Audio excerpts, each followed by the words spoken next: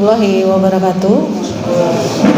Yang sama-sama kita hormati Presidium Kahmi Riau, Bang Sahal, yang sudah selalu setia mendampingi kita dalam setiap kegiatan yang kita laksanakan. Yang sama-sama kita hormati Abangda Dr. Gigi Burhanuddin, yang merupakan salah satu ahli juga dalam masa pandemi COVID-19.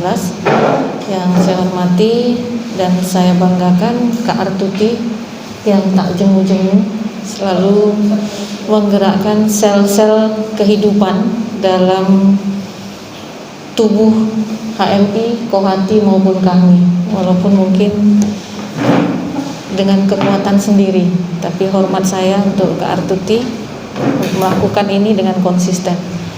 Kemudian yang saya hormati juga ada Ketua Kahmi Kampar, Bang Abu Nazar, kemudian mantan Ketumbatko, ada 2 yang hadir, dan pengurus PBHMI.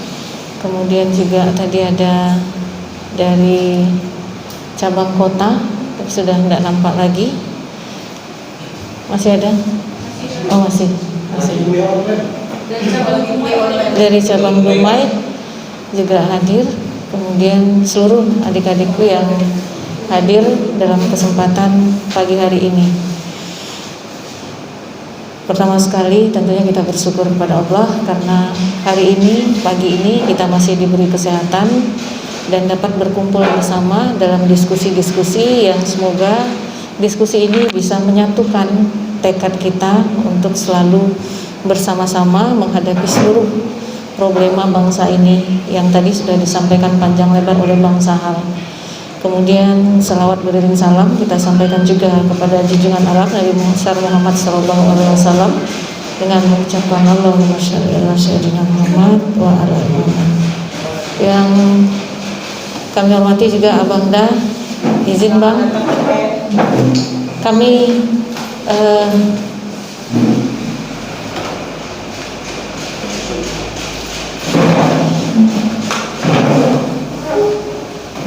izin Bang, dan seluruh adik-adikku yang hadir dalam kesempatan pagi hari ini. Pertama sekali saya ingin menyampaikan apa yang disampaikan Kak Tuti tadi. Sebenarnya saya dapat materi terkait dengan pilkada dan 30% keterwakilan perempuan ya Kak ya. Pertama yang ingin saya sampaikan bahwa kalau bicara perempuan itu bicara keseluruhan isi bumi. Mohon izin Bang. Karena apa? Seluruh kita dihadirkan dari rahim perempuan. Jadi bicara perempuan itu bicara semua isi bumi ini. Karena semua kita ini dilahirkan dari ibu, dari rahim seorang perempuan. Nah, kenapa perempuan penting hadir di ranah pengambil kebijakan? Baik dia sebagai seorang politisi maupun dia sebagai seorang birokrat.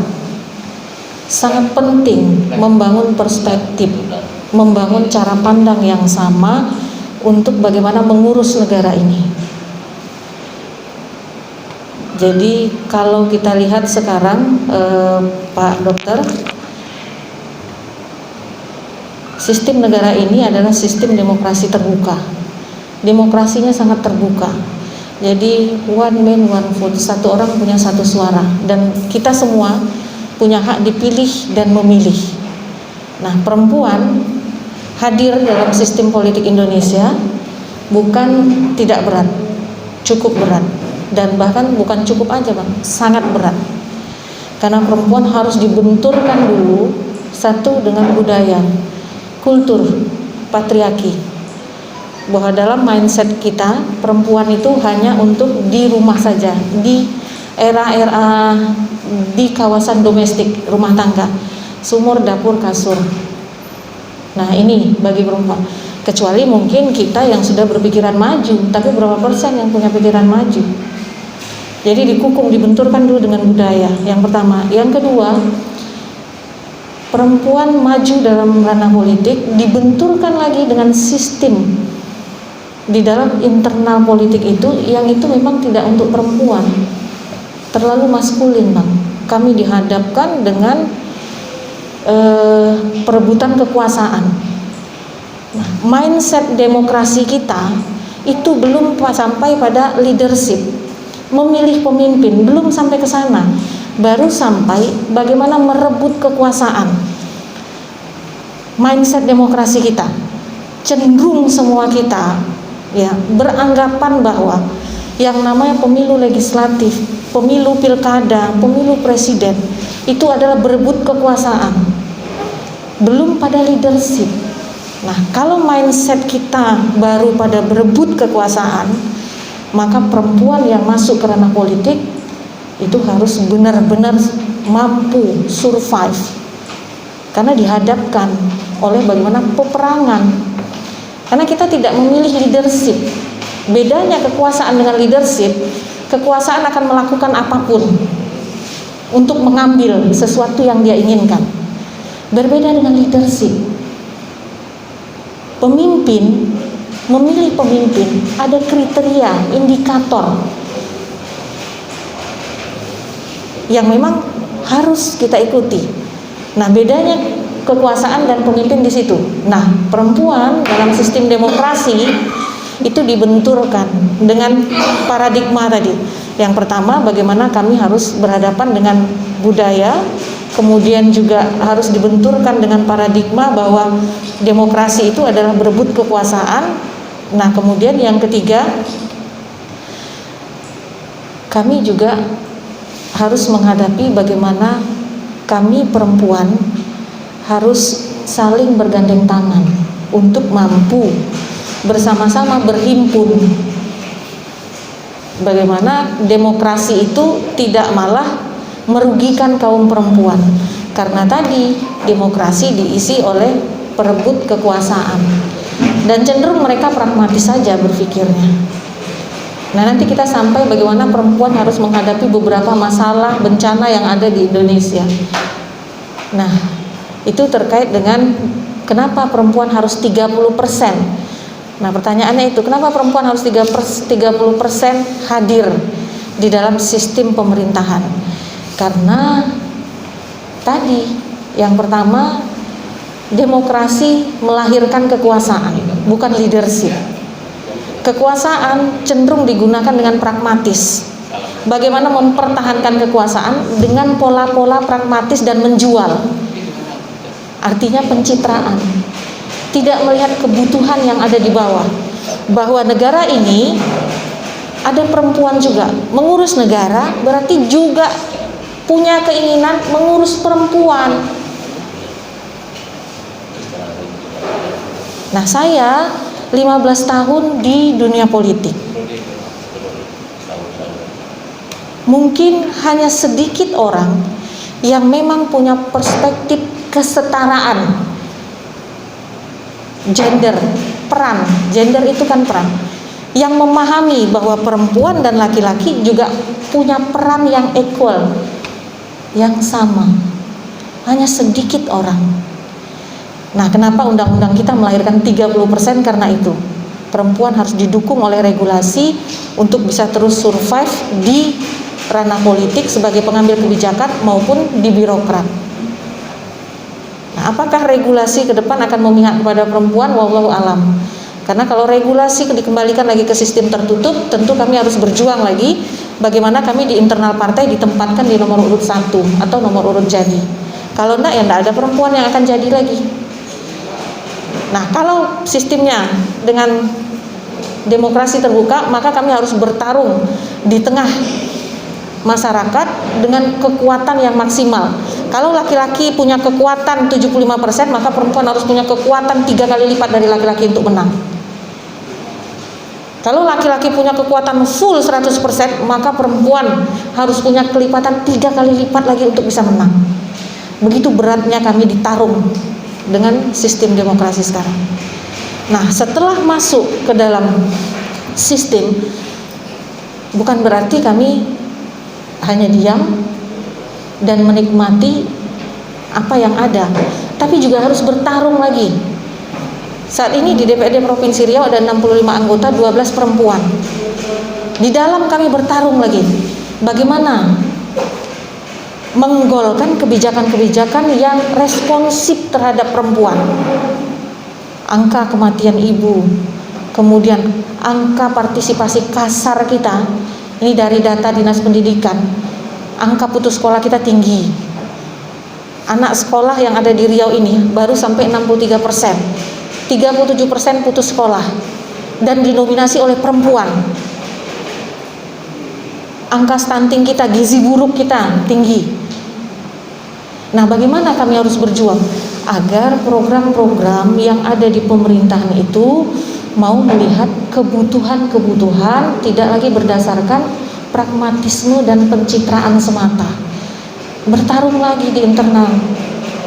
Nah, saat ini kita masuk dalam masa bencana pandemi COVID-19. Tadi dokter sudah sampaikan bahwa ini kalau ditangani oleh ahlinya selesai. Cuman mau tidak penguasa bicara dengan ahlinya, sehingga masyarakat tidak dibutakan, tidak dibingungkan oleh berita-berita yang ada di media. Mau tidak penguasa bicara? Pertanyaan besar. Nah, sebenarnya saya tidak mau lagi mengikuti pembahasan APBDP yang ada di DPRD, Prof. Karena apa? Yang pertama, sesuai mekanisme sudah tidak ada lagi kepatutan untuk dibahas. Karena dari sisi regulasi harusnya APBDP itu di tengah pandemi ini masuknya di awal Agustus, dibahas DPRD panjang, dimasukkan di tengah September, 30 September harus ketok palu. Apa yang harus kami bahas? 8,7 triliun. Tidak ada lagi yang harus dibahas. Tapi karena kemanusiaan, di tengah pandemi saya bilang saya wajib datang, mengalahkan ego saya hadir. Dan terbukti apa yang disampaikan dokter tadi tidak pernah disampaikan oleh pemerintah. Kemarin siang hingga malam tadi kami rapat maraton dengan Dinas Kesehatan 3 RSUD yang dimiliki provinsi, Petala Bumi, RSUD Arifin Ahmad, dan RS Jiwa. Dinas Kesehatan, saya minta pulang sajalah. Kalau Anda tidak bawa data-data yang terjadi saat ini dan Anda tidak tahu apa yang harus Anda buat 3 bulan ke depan, pulang dulu. Kapan siap kembali, nanti kami undang. Kami minta pulang. Karena memang tidak ada hal yang disampaikan yang mampu meyakinkan kami, wakil rakyat, bahwa rakyat akan baik-baik saja. Tak ada yang bisa disampaikan untuk meyakinkan kami. Kami tanya juga ke RSUD Arifin Ahmad, dan saya mengalami sendiri. 3 hari yang lalu, mertua adik saya didiagnosa PDP, butuh kamar isolasi. Seluruh rumah sakit tidak memiliki lagi kamar isolasi, dok. Artinya apa yang disampaikan gubernur bertolak belakang dengan realita yang ada. Lalu kami harus bagaimana sekarang?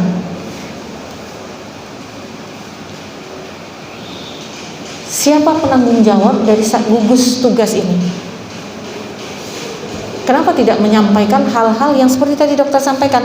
Ini ada datanya, kita bisa hitung. Kalau angka PDP-nya sekian, maka kita hitung ini. Sederhana. Dan kita tidak perlu khawatir. Nah, ini yang tidak dimiliki oleh penguasa, oleh pemerintah. Orang yang ahlinya dan mampu meyakinkan bahwa kita akan baik-baik saja. Nah, orang awam itu akan melihat data-data normatif aja, dong. Hari ini mulai tanggal 12 September hingga hari ini ada kenaikan kasus 2.000. Berarti kalau di rata-rata ada kenaikan kasus 170.000. Angka kematian rata-rata 5 per hari. Ini kan cara pandang orang awam membaca data. Akan berbeda cara pandang ahli dalam membaca data. Nah, akibatnya apa? Karena bukan ahlinya yang menangani, maka pandemi ini menyasar ke semua lini. Ekonomi, tidak hanya kesehatan, ekonomi, sosial, pendidikan, dan lain-lain. Karena tadi tidak dipegang oleh ahlinya. Nah, perempuan berada di posisi mana? Tentu perempuan yang paling terdampak di masa pandemi ini, terutama kaum ibu. Bagaimana ibu harus tetap bisa survive untuk mengelola keluarga. Dapur harus tetap ngepul, anak-anak harus tetap sehat, walaupun mungkin kepala keluarga terdampak dalam hal ekonomi. Yang Gojek mungkin tidak bisa lagi seperti yang dulu. Kemudian yang pedagang tidak bisa lagi seperti yang dulu, terdampak. Nah, perempuan berada di garda terdepan yang terdampak. Nah, tentu ini menjadi pemikiran lagi oleh pemerintah. Bagaimana dengan perempuan terdampak? Mereka harus tetap survive loh di tengah keluarga. Nah, maka digelontorkanlah beberapa anggaran untuk bantuan langsung tunai tadi. Mulai dari pemerintah pusat, pemerintah provinsi hingga kabupaten kota. Apakah menyelesaikan masalah? Tidak. Karena apa? Datanya tidak valid. Data yang dipakai masih carut marut. Yang harusnya mendapatkan haknya tidak mendapatkan haknya. Orang yang harusnya tidak mendapatkan haknya dapat hak orang lain. Nah, jadi permasalahan ini sudah menjadi benang kusut yang ini harus diselesaikan pelan-pelan lagi. Dan kalau penguasa tidak mampu menempatkan orang yang ahli, saya pesimis dong. Ini akan terurai dengan baik. Nah, ini konteksnya kenapa perempuan penting hadir dalam keterwakilan 30% tadi, baik di ranah politik maupun di pengambil kebijakan. Karena seluruh lini itu akan bicara terkait dengan bagaimana perempuan ujung tombak. Jadi ada istilah begini Bang Sahal, dokter, mencerdaskan satu perempuan itu mencerdaskan satu generasi. Begitulah hebatnya kita kalau berkhidmat pada perempuan. Bukan berarti bahwa beri saja perempuan kekuasaan, tidak. Tapi berkhidmat,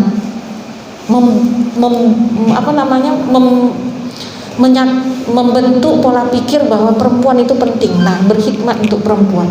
Tidak harus perempuan mendapatkan peran di politik, tidak harus perempuan mendapatkan peran di pengambil kebijakan yang lain, dengan catatan asal perspektif kita sudah terbangun. Nah, ini yang kaitannya antara perempuan dan kondisi saat ini, Kak Tuti, COVID. Nah, mungkin saya sampaikan sedikit laporan yang kami dapatkan dari pemerintah Provinsi Riau terkait dengan anggaran, karena DPRD itu salah satu tupoksinya adalah budgeting, penganggaran.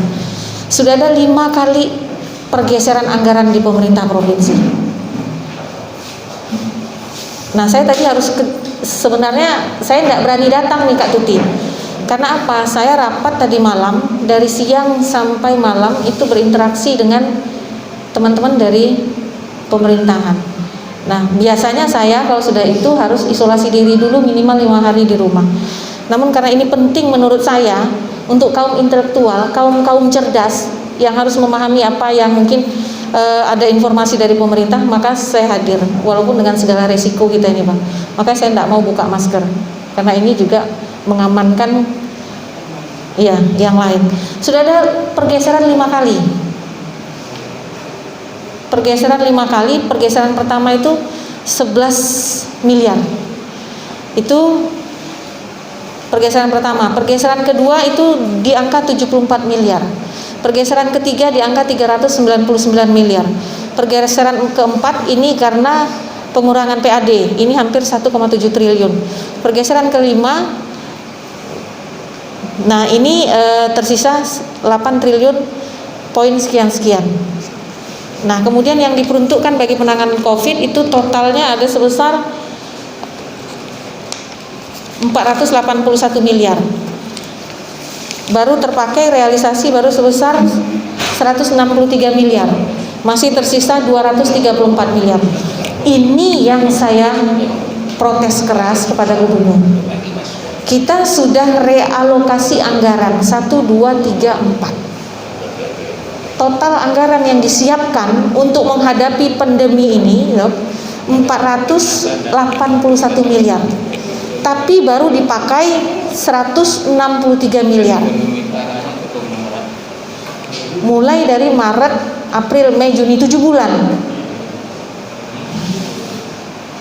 Pertanyaannya mengapa pemerintah Riau baru menggunakan anggaran itu tidak lebih dari 48,75%. Sementara ini dari data awam ya dok ya, pandemi ini semakin meningkat. Kenapa tidak ada langkah-langkah pencegahan, penanganan? Nah ini yang kita protes keras. Kenapa tidak disiapkan ruang-ruang isolasi? Pak Gubernur menyampaikan akan sewa hotel ya dok. Ada tiga hotel. 3 hotel yang akan disewa untuk menghadapi pandemi ini. Mutiara Merdeka, Grand Suka, dan satu lagi saya lupa. Tapi baru akan. Kenapa perencanaan itu tidak dibuat jauh hari? Tidak diukur puncaknya kapan. Dari data yang dokter punya harusnya kita bisa mengukur kapan puncaknya dan apa yang harus kita lakukan. Nah ini yang saya protes keras terhadap gubernur. Nah pergeseran anggaran ini ya sesuai dengan PP nomor 5 tahun 2020 dari Presiden itu tidak melibatkan DPRD. Oke, kita hormati. Artinya di masa pandemi ini ada hal-hal yang bisa diambil kebijakan oleh pemerintah tanpa harus melalui persetujuan DPRD. Tapi setelah kewenangan itu diberikan oleh Presiden, kenapa pemerintah provinsi tidak mampu menjalankannya dengan baik? Padahal anggarannya sudah cukup besar loh. Sudah cukup besar. RSUD Arifin Ahmad sudah tidak mampu lagi dong. 3 hari yang lalu saya rekomendasi satu pasien ditempatkan numpuk di IGD, antri untuk mendapatkan ruang isolasi. Kalaupun ada ruang isolasi, itu ruang isolasi yang sementara saja, tidak dilengkapi oleh alat-alat. Ruang transit. Dan itu yang menyebabkan kalau imun tubuh seseorang kuat, dia bisa bertahan, kalau tidak ya wallahu alam. Nah hal-hal ini kan harusnya sudah dikaji sebelumnya. Ketika gubernur mengajukan pergeseran anggaran 4 kali pergeseran anggaran untuk COVID, itu sudah didahului oleh perencanaan kebutuhan, identifikasi dulu kebutuhannya. Nah dikarenakan tidak, maka hal ini sekarang kita sama-sama lihat, semua kita kalut sehingga menimbulkan paranoid. Yang pertama tadi tidak ahlinya, kemudian tidak ada perencanaan yang baik menghadapi pandemi ini. Mungkin itu yang bisa saya sampaikan, mungkin lebih banyak nanti kita diskusi saja. Namun pada prinsipnya karena kita bicara kebangsaan, saya berharap sebenarnya adik-adik cabang itu bisa hadir. Karena saya bisa bercerita dari hati ke hati, karena kita merupakan keluarga besar. Bang Sahal, mungkin streamingnya dimatikan dulu karena ada hal yang